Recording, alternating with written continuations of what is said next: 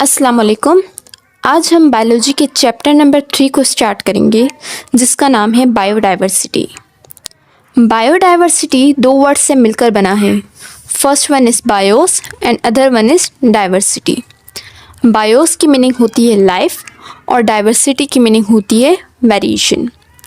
Biodiversity होती क्या है? इस अर्थ पे जितने भी लिविंग ऑर्गेनिजम्स रहते हैं उन सबको हम बायोडाइवर्सिटी कहते हैं। बायोडाइवर्सिटी एक्चुअली हम वेरिएशन को कहते हैं कि उन लिविंग ऑर्गेनिजम्स में क्या क्या तब्दीली आ रही है उनके जीनोम के अंदर, उनकी स्पीशी लेवल के अंदर, या इस इकोसिस्टम में, इस एनवायरनमेंट में जो तब्दीली आ रही है उसका क्या इफ़ेक्ट पड़ता है लिविंग बींग्स पे, लिविंग स्पीशी पे। ये सब हम बायोडाइवर्सिटी में पढ़ते हैं। बायोडाइवर्सिटी हमारे लिए क्यों इम्पोर्टेंट है? बायोडाइवर्सिटी से हमें काफ़ी सारे बेनिफिशियल प्रोडक्ट्स मिलते हैं, जैसे timber, oil, dyes, rubber, water, paper, food और फाइबर ETC। ये सारे प्रोडक्ट्स हमें लिविंग बींग से मिलते हैं। इनमें से हमारे पास प्लांट्स आ जाते हैं, एनिमल्स आ जाते हैं, बैक्टीरिया, फंजाई। सेकंड, हमारे पास क्या इम्पोर्टेंट आ जाती है कि बायोडाइवर्सिटी से हमारी इकोसिस्टम में रिसाइकलिंग होती है। मीन्स हमारे इकोसिस्टम नॉर्मल रहता है। कैसे नॉर्मल रहता है? हमारे बायोडाइवर्सिटी में बैक्टीरियाज पाए जाते हैं जो डिकम्पोजर्स के तौर पर वर्क करते हैं। डिकम्पोजर्स का क्या काम होता है कि जब कोई ऑर्गेनिज्म, जैसे कि इंसान, अगर वो मर जाता है तो हम उसको ज़मीन में दफना देते हैं। जब वो ज़मीन में दफन हो जाता है तो बैक्टीरिया का क्या फंक्शन होता है कि उसका जो मैटर है, डेड मैटर, वो सारा उसको खा लेते हैं। इस तरह से हमारे जो इकोसिस्टम है वो स्टेबलाइज रहता है। मीन्स उसमें कोई गंदगी नहीं आती, या जैसे कि हमारे फॉरेस्ट ख़राब हो जाता है। थर्ड इम्पोर्टेंस है हमारे पास reduce pollution of by forest. हमारे जो इंडस्ट्रीज़ से पॉल्यूशन कॉज होता है, या जो हमारी कार वैन से धुआं निकलता है, ये सारा हमारे पास कैसे कम होता है? फॉरेस्ट की वजह से। जैसे कि हम ट्रीज़ वगैरह लगाते हैं, वो उनका फंक्शन यही होता है कि हमारे एनवायरनमेंट में ऑक्सीजन की फरहमी करें और जो हमारे पास पॉल्यूशन काज हो रहा है उसको ख़त्म करें। ये भी बायोडाइवर्सिटी की इम्पोर्टेंस में आ जाती है।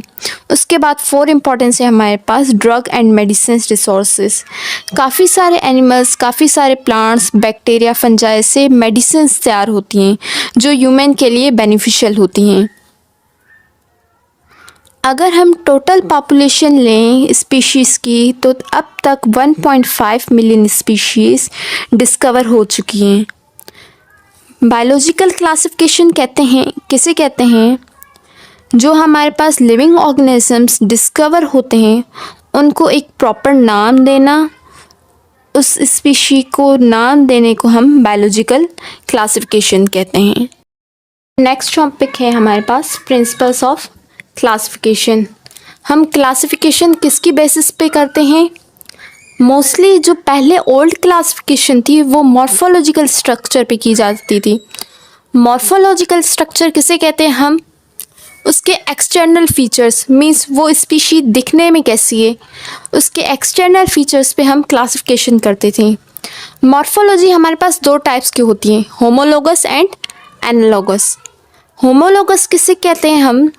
Similar structure but different in function. ऐसे ऑर्गन्स जो दिखने में तो एक जैसे हैं मगर उनका फंक्शन डिफरेंट हो, ऐसे ऑर्गन्स को हम होमोलोगस ऑर्गन्स कहते हैं।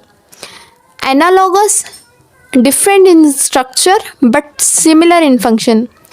ऐसे ऑर्गन्स जो दिखने में डिफरेंट हो मॉर्फोलॉजिकली, मीन्स एक्सटर्नल तौर पर, ज़ाहिरी तौर पर वो जो ऑर्गन है वो दिखने में डिफरेंट है मगर वो काम एक जैसे करते हों, ऐसे ऑर्गन्स को हम एनालॉगस ऑर्गन्स कहते हैं। इसकी एग्जांपल है हमारे पास ह्यूमन कैट, वॉल और बैट। होमोलोगस की अगर हम एग्जांपल देखें कि जो ह्यूमन का हैंड है, कैट की आर्म है, या वैल के जो फिन है, या बैट के जो आर्म्स हैं वो दिखने में सारे सिमिलर हैं, मगर उन सब के फंक्शंस जो है वो डिफरेंट हैं। ऐसे ऑर्गन्स को हम होमोलोगस ऑर्गन्स कहते हैं। सेकंड, अगर हम एनालॉगस की एग्जांपल देख लें तो जो बटरफ्लाई के विंग है और बैट के जो विंग है वो दिखने में बिल्कुल डिफरेंट हैं, मगर वो दोनों फंक्शन एक ही करते हैं, उड़ने का। ऐसे जो ऑर्गन्स हैं उनको हम एनालॉगस ऑर्गन्स कहते हैं। जो अब न्यू क्लासिफिकेशन होती है वो मॉर्फोलॉजिकली नहीं होती, बल्कि साइटिकली, जेनेटिकली सारी चीज़ों को देखकर क्लासिफिकेशन कहते हैं। साइटोलॉजी कहते हैं हम सेल्यूलर लेवल के उस स्पीशी का सेल कौन से टाइप का है, इधर वो यूकैरियोटिक है या प्रोकैरियोटिक है, या उसका जीनोम कौन सा है, वो आरएनए कैरी करता है या डीएनए कैरी करता है। उसके जेनेटिक लेवल पे, उसके सेल लेवल पे, उसके मॉर्फोलॉजिकल स्ट्रक्चर्स पे, इन सारे चीज़ों को मद्देनज़र रखते हुए हम किसी भी ऑर्गेनिज्म की क्लासिफिकेशन करते हैं।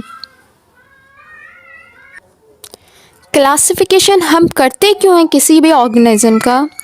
क्लासिफिकेशन करने का मेन पर्पस यही होता है कि हम हर एक स्पीशी की इंडिविजुअली साइंटिफिकली उसकी स्टडी ठीक तरीके से कर सकें।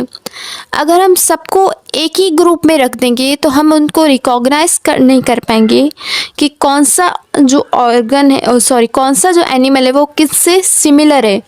इस वजह से हम जो सिमिलर एनिमल्स हैं उनको एक ग्रुप में रखते हैं और जो डिफरेंट हैं उनको अलग ग्रुप में रखते हैं, ताकि हम उनकी स्टडी ठीक तरीके से कर पाएँ। नेक्स्ट है हमारे पास taxonomy hierarchy, the groups into which organisms are classified. ऐसे ग्रुप्स जिनमें ऑर्गेनिजम्स को क्लासिफाई किया जाए, ऐसे ऑर्गेनिजम्स को हम टैक्सोनॉमी या हायरार्की कहते हैं। हायरार्की का मतलब होता है विरसा। विरसा मीन्स आबाओ अजदाद, नस्लों का चलना, इन सबको हम हायरार्की कहते हैं। और टैक्सोनॉमी की मीनिंग होती है क्लासिफिकेशन।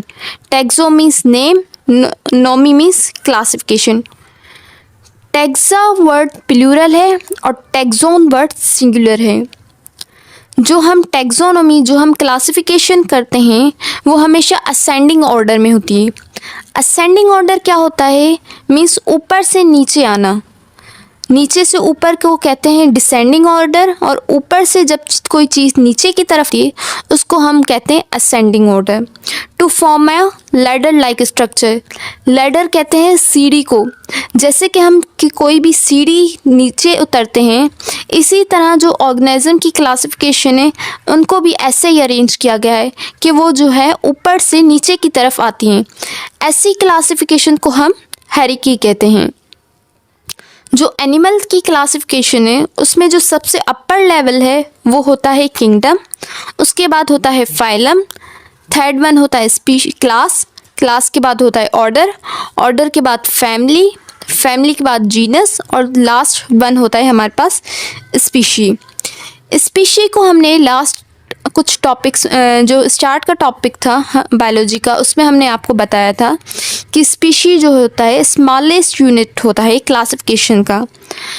स्पीशी को हम कैसे डिफाइन कर सकते हैं कि ऐसे ऑर्गेनिजम्स जो दिखने में एक जैसे हों और जब वो इंटरब्रीड करते हैं आपस में तो उनके नतीजे में फर्टाइल ऑफस्प्रिंग पैदा हो।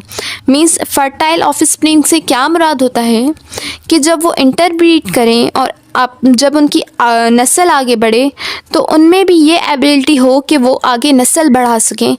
ऐसी स्पीशी को हम फर्टाइल ऑफस्प्रिंग कहते हैं। स्पीशी जब आपस में मिलती हैं तो उनको हम जेनस कहते हैं।